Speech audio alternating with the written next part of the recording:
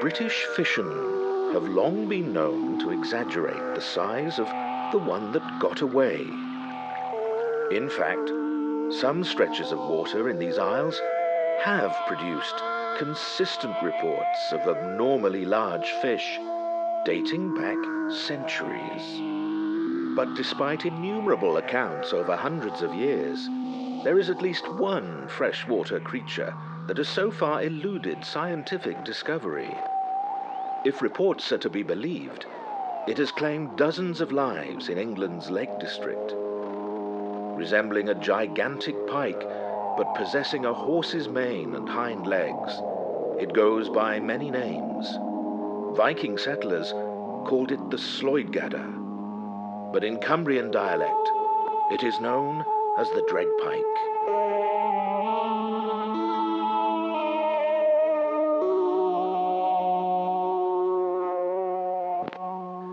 The Lake District.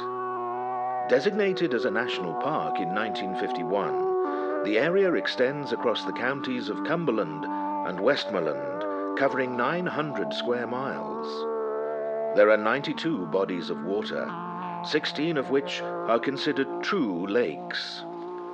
This hauntingly beautiful landscape was carved out during the last ice age, over 20,000 years ago. When the glaciers retreated, remnant survivors of many species became isolated in the deep ravines. One of these relics is the Vendace, Britain's rarest fish, found only in 2 stretches of water in the Lake District. The common pike is widespread across the northern hemisphere. Once prized in culinary circles, it is perhaps equal only to salmon and trout among competitive fishermen. Records of large freshwater fish caught in Britain date back 1,000 years. Isaac Walton wrote The Complete Angler in 1653 and describes several encounters with monster pike and catfish. But it is an earlier work that has what is thought to be the first printed reference to the Cumbrian Dregpike. A treatise on fishing with an angle, written in 1496 by Dame Juliana Berners, contains a curious list of deaths caused by fish. The Dregpike is held responsible for the loss of 34 men, 10 women, and 16 children. Pioneering travel writer Celia Fiennes rode through the Lake District in the 1680s and describes people in Cumberland being taken by a terrible water beast resembling a giant, hairy pike with the hindquarters of a horse.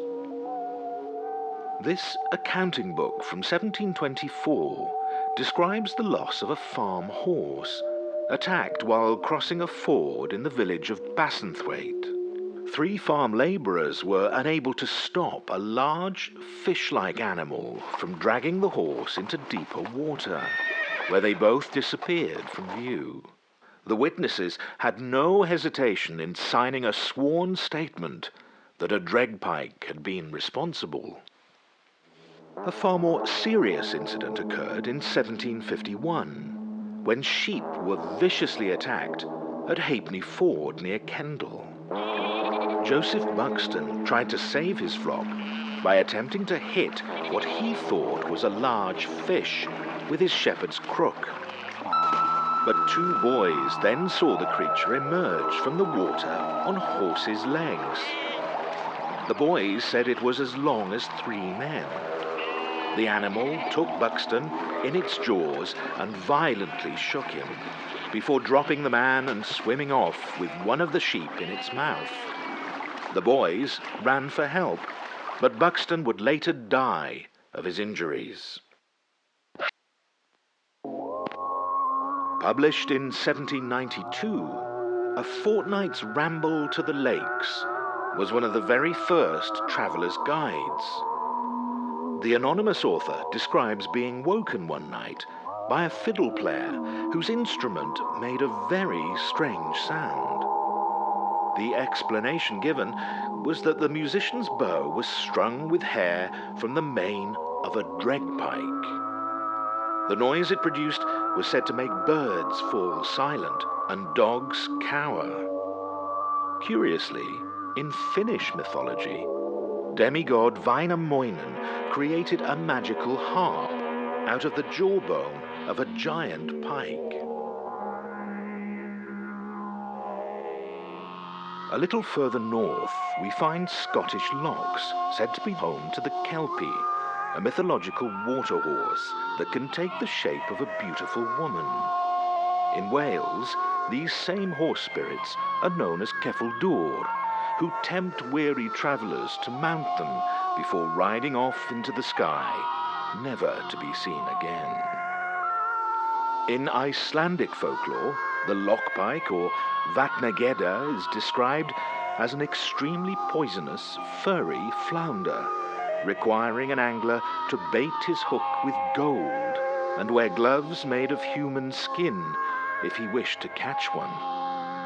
But while these apparitions are mythic in nature, the Cumbrian Dregpike seems to be only too real, much like the Lancashire perchman or the Souter seawolf. The fossil record has revealed such fish as the lead sickthis, able to grow to a length of 90 feet. Gigantic marine fish have long been present in literary fiction. Mocha Dick was an albino male sperm whale often seen in the Pacific Ocean off the coast of Chile. After hunting him for almost 30 years, whalers finally killed Mocha in 1838. Inspired by the story, Herman Melville published his classic novel Moby Dick over 10 years later. Ernest Hemingway wrote The Old Man and the Sea in 1951, the story of an old fisherman whose reputation hangs on the enormous marlin he has caught, only to have it eaten by sharks before he gets it back to shore, won Hemingway both a Pulitzer Prize and a Nobel Prize in literature. Tales of great fish will continue to fascinate and horrify people, as they have for countless millennia. In early July 1815, there was jubilation across Britain following the Duke of Wellington's victory over Napoleon at the Battle of Waterloo. In Kirkby Lonsdale, a group of farm workers were making their way to a celebration when one of their number fell from a horse cart while crossing the bridge. Before he could be helped, a large animal pulled him under the water and began dragging him down the River Loon until they were out of sight. Witnesses described a huge, scaly green fish with black horsehair trailing behind it. Human remains were found some weeks later, a few miles downstream. The site today is known as Devil's Bridge. Retreating from a failing marriage, world-renowned author Charles Dickens fled London to take a short tour of the lakes in 1857. In a letter to his 18-year-old mistress, Dickens recounted the story he'd been told about a Dregpike supposed to inhabit Derwent Water.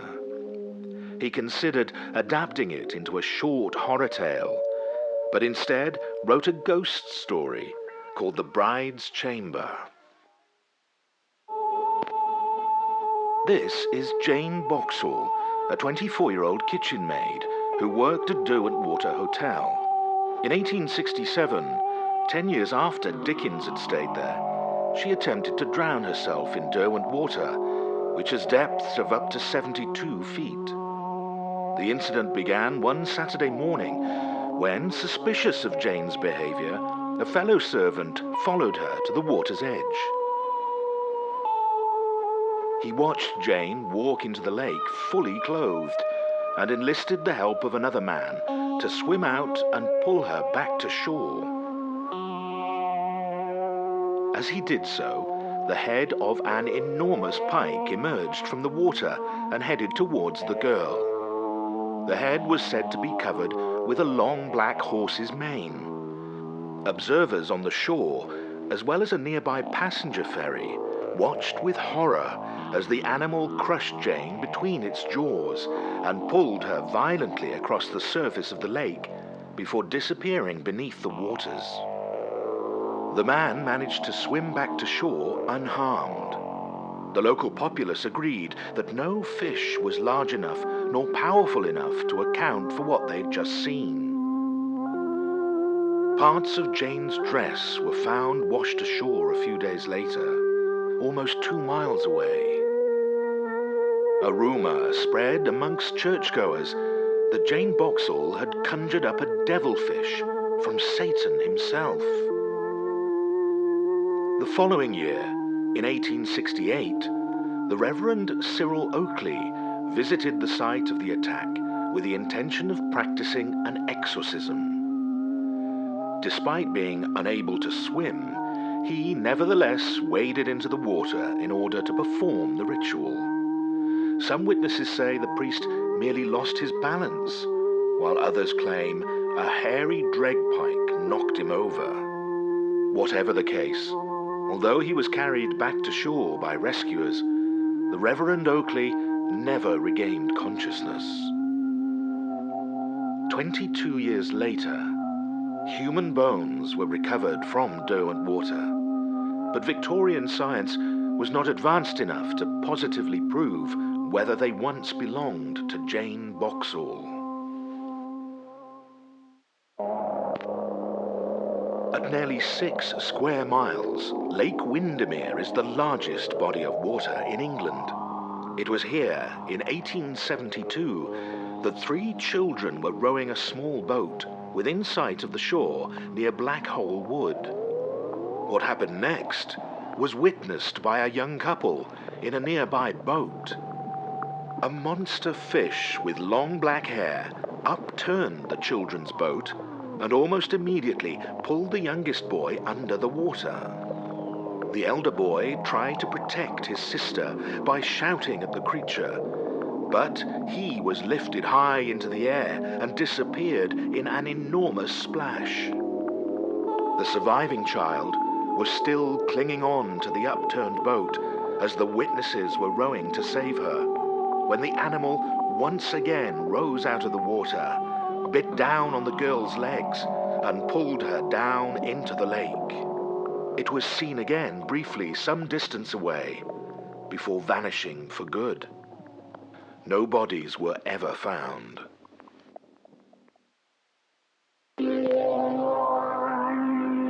During September of 1886, work had begun at Thirlmere to transform the natural lake into a reservoir supplying water to the city of Manchester. Thousands of men were involved in the construction work, and navvies were digging an aqueduct when a wooden platform gave way and a dozen men fell from a height into the water. As they were being rescued, 2 enormous green fish appeared and began pulling the men underwater. Dozens of witnesses said the creatures looked like large, hairy pike. Those men who survived had huge bite marks, and of the 3 bodies that were eventually recovered, all showed signs of being partially eaten.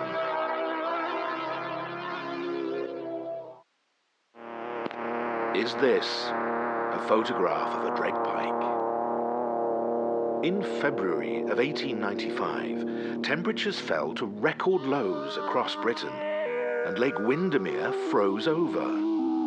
Ice skating and even ice yachting were enjoyed by thousands of people along the entire length of the lake. When the thaw began, a huge rotting corpse emerged from the frozen water. Some said the scales on the remains proved it was a giant catfish, while the black hair across the creature's spine convinced others it was a Dregpike. Hotels and shops had been enjoying a brisk trade with the unusual amount of tourists, and complained that the stink would be bad for business. Within a day of being discovered, the decomposing body was smashed out of the ice and buried in a lime-filled pit.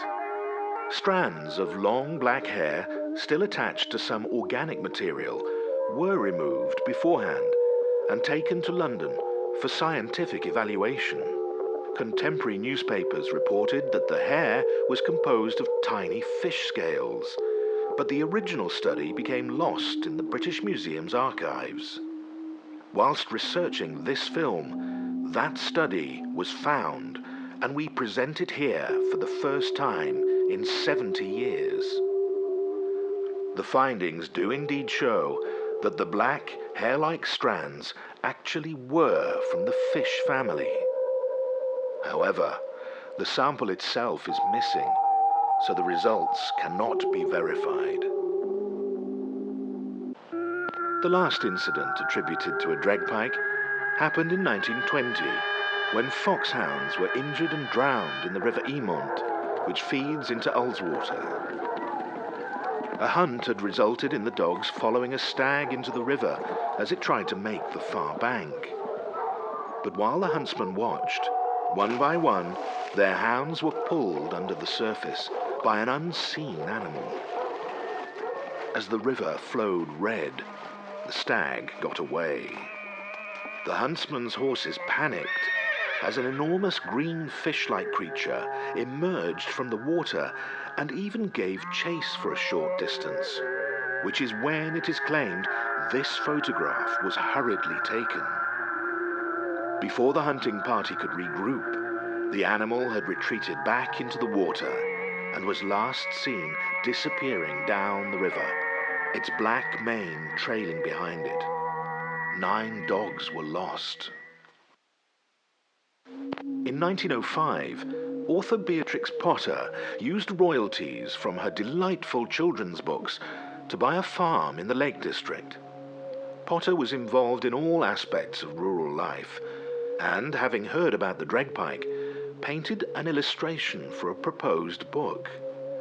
A mock-up was produced, but her publisher felt the move would damage her wholesome reputation, and the project was abandoned. In the 1930s, public attention shifted north to a different type of lake monster, and the Cumbrian Dregpike seems to have been largely forgotten. Did the last of its kind die out? Or is it still out there, lurking in the lakes and rivers, large enough to attack horses, sheep, and dogs, fearless enough to sometimes prey on man?